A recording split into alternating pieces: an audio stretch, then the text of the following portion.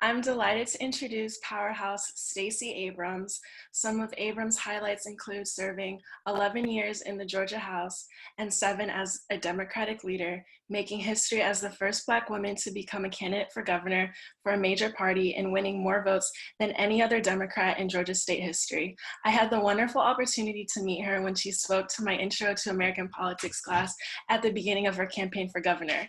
Her authenticity and commitment to a better Georgia inspired me to join her fight as a canvasser. In 2018, she launched Fair Fight to ensure every American has a voice in our election system. She has captivated Americans all over the country through her undeniable leadership. Without further ado, I welcome Stacey Abrams.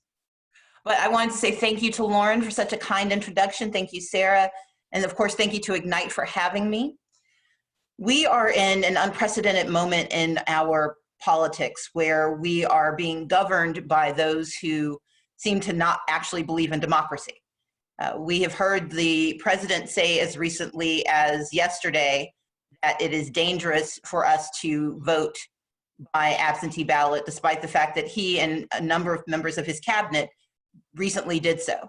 And what they mean is it's dangerous for Republicans for people to vote by, to use absentee ballots. But what we know is that our responsibility is not partisanship, it's peopleship. It's ensuring that people have access to the power they need to make the decisions that will govern their lives, especially for the next 4 years. And in this 2020 election cycle, what we are seeing happening at the primary level is simply a preview of what will happen on the federal level if we do not fix this soon. The legislation that's been proposed is legislation that is critical not only to responding to natural disasters, but it's not legislation that's necessary for right-sizing and essentially restoring our democracy. I am, of course, known for having a little bit of a brush with voter suppression in 2018, and we did so despite having anticipated most of the vagaries of voter suppression. And here's how we have to think about it. Voter suppression consists of 3 things. Can you register and stay on the rolls? Can you get access to a ballot, and does your ballot count? Registration and staying on the rolls is a key component. In fact, it is the predicate for being able to participate in a democracy. In the United States, we are one of the few countries that are democratized and industrialized that puts it on the behest of the voters to get on the rolls. In almost every other nation, it is an automatic thing because they understand that democracy doesn't work if voters aren't included.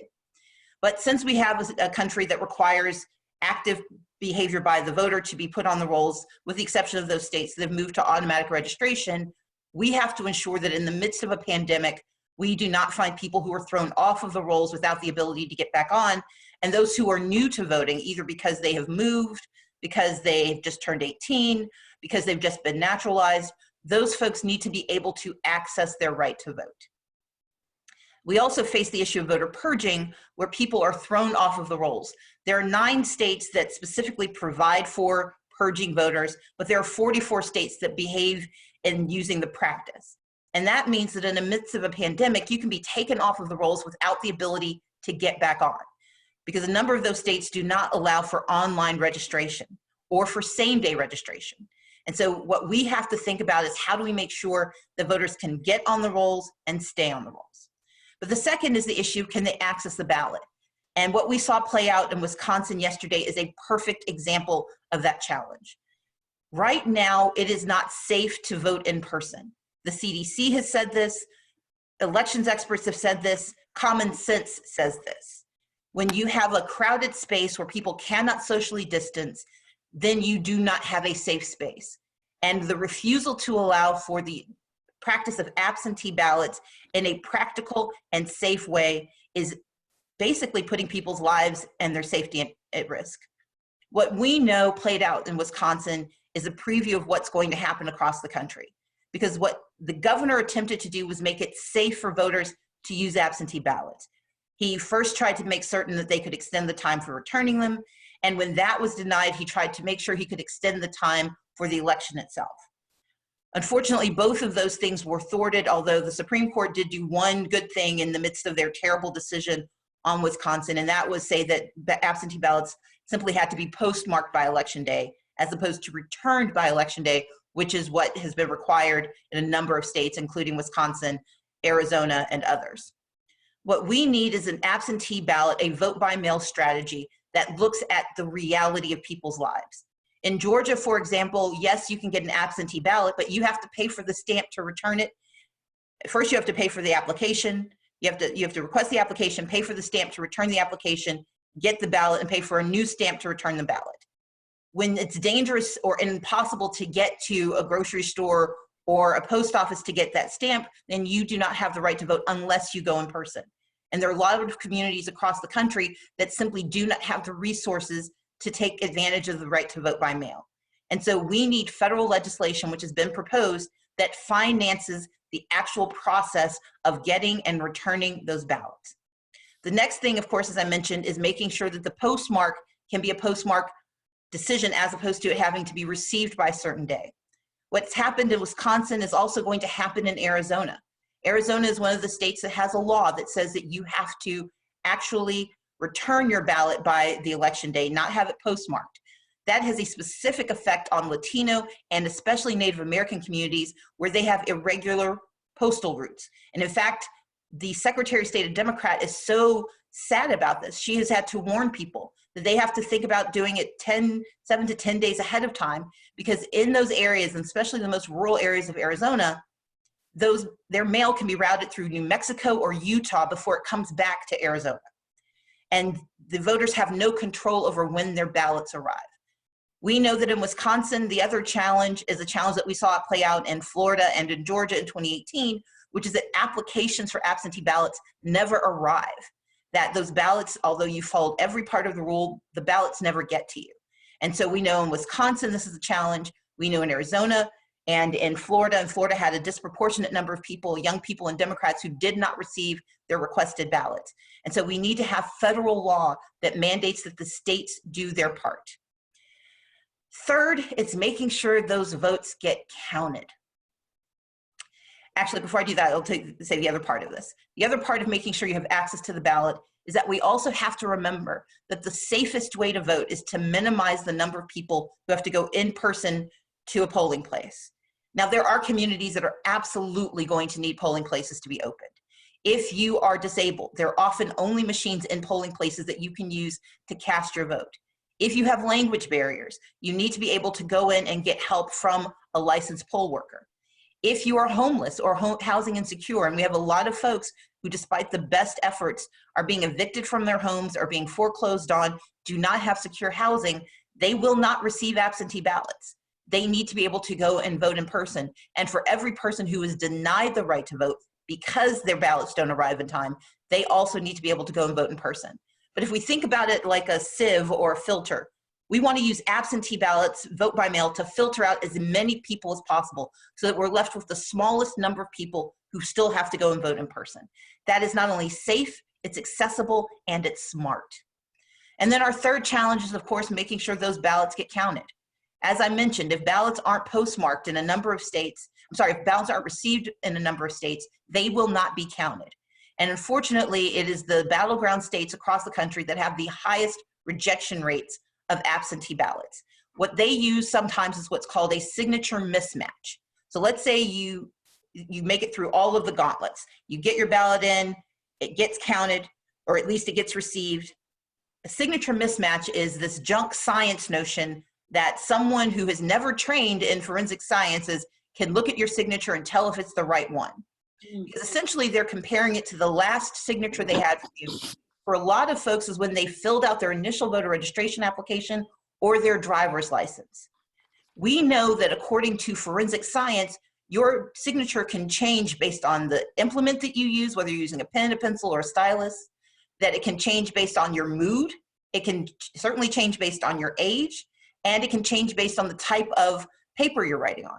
Well, what we know and what I know is that my signature changes from Kroger to CVS, but my right to democracy should not be based on whether someone watched forensic files the night before and can adjudicate whether my signature is correct or not.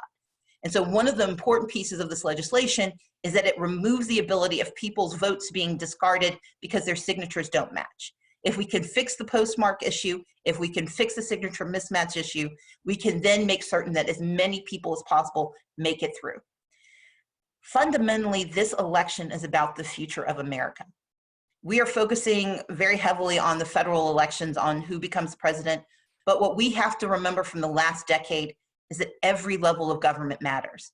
That's why these primaries matter so much, because often we make decisions about our local elections in our primaries, about our judges.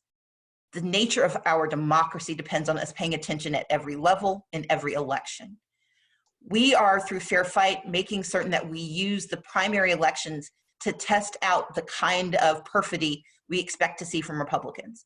Because while elections aren't partisan, we do know that it has been one party that for the last 20 years has made it as difficult as possible for voters to use their rights to vote. In fact, we heard the president say it out loud, that if everyone had the right to vote who was eligible, that he couldn't win and the Republicans couldn't win. I actually disagree. We have places where Republicans will win if their names are on the ballot, and that's how it should be if that's what the voters choose. But the voters should have a choice, and that choice is denied when people aren't given the right to access a safe and effective voting process. I believe in this law, and I need everyone on this call to understand that we can make it so. The president has already put forward another COVID response package. He asked for $250 billion, but he specifically doesn't want us to address the fundamental issue of democracy in this bill.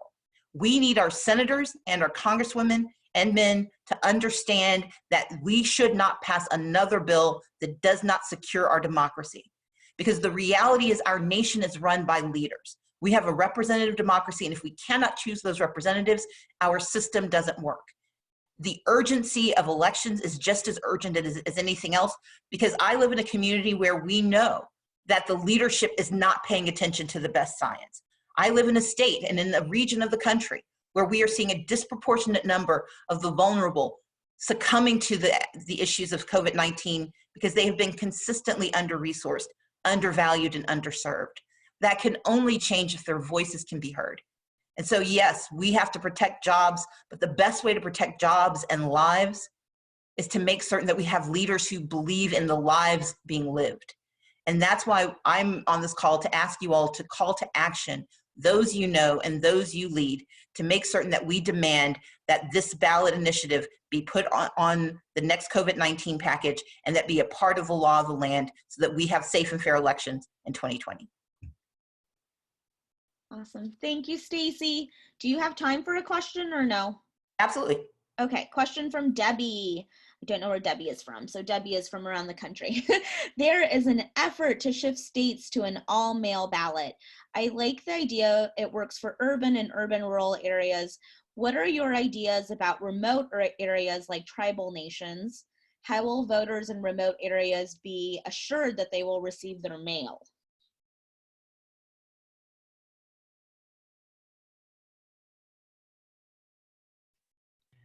Can you hear me now? Yep. Okay. Yep. As I told you, my computer just gets It's okay. We are living in a brand new world right now. And clearly I need to upgrade. So Debbie, I think there are a few answers to this. One is that we have to recognize that a number of tribal locations do not have voting locations that are accessible to everyone, given the way the lines have been drawn. And so we have to have a belt and suspenders response.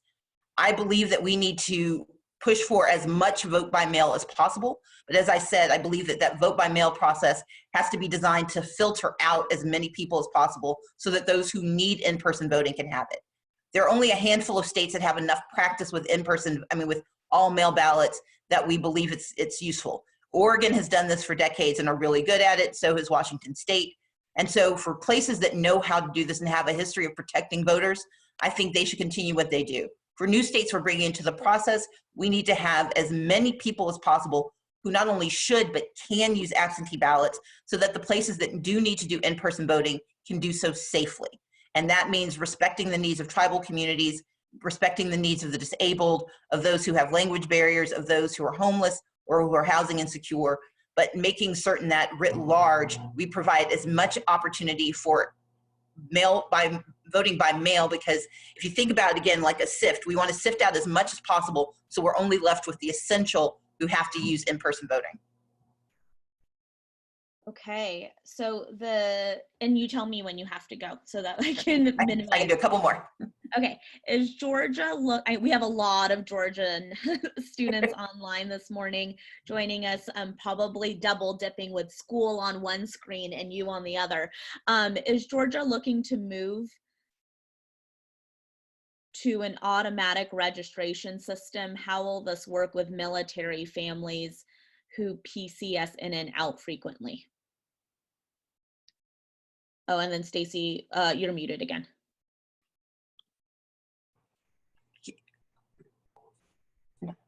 Oh, Cheryl, you have Cheryl too. Hi. Cheryl's teaching. Hi, can you ask the question one more time? Yes. Is Georgia looking to move to an automatic registration system? How will this work with military families who are moving, quite frequently? Georgia is not moving towards automatic registration. But I will tell you that in states that have implemented automatic registration, there are special provisions made for military families. It's one of the reasons that automatic registration as a national predicate would be a great idea, because then it doesn't matter where you live or where you are, you get registered. But that is why we're pushing for same-day registration as a part of this national plan for natural disasters, because by doing so, we ensure that no matter where you are at the time of the election, if you can prove you live there, you get to vote. And I think that answers the question about the not getting the mail because of COVID-19 too. And exactly. So the reason you need some in-person voting is that you do need the ability to go and cast your ballot if something fails with vote by mail. But the solution is not to ignore vote by mail, hoping that COVID-19 has passed by November. We've seen how poorly states, or how difficult it has been for states to respond so far. We can't assume that that hardship won't continue heading into November. And then Stacey, one more question. Yeah, well, actually, I won't ask that. Well, I think we answered most of the questions. So our young women that are on right now are about to call. they're senators all around this country. And so some of them, this might be their first call. And so what advice do you have for them as we transition to that part of our advocacy time? Number one, be clear with your ask. Make certain that they can't pretend they didn't understand it. What you're asking for is for them to, you want them to vote for the provisions, and you'll get the language that you should have. But thinking that anecdotes make a difference, for a lot of folks, for a lot of political leaders, the anecdotes are things to tell, not necessarily things to hear. You're going to have a short period of time, so you want to get to the point as quickly as possible. If they ask you questions, be thoughtful about it. But remember that you're in the right here. You're a citizen. You have the right to make an ask. You don't want to be angry. You don't want to be righteously indignant. You want to be thoughtful, and you want to be nonpartisan. Because the reality is, elections, again, are not partisan. The selection that you make when you vote is partisan, but the election itself should work for everyone. And that's the way you want to talk about it, that no matter who you're speaking on behalf of, every American who is eligible deserves the right to vote in the safest, most accessible way. That's the language. It shouldn't be about ease or simplicity. It's about being safe and accessible, and it's about it being nonpartisan. Awesome. Well, thank you so much for taking your lunch break with us this afternoon. I truly appreciate it.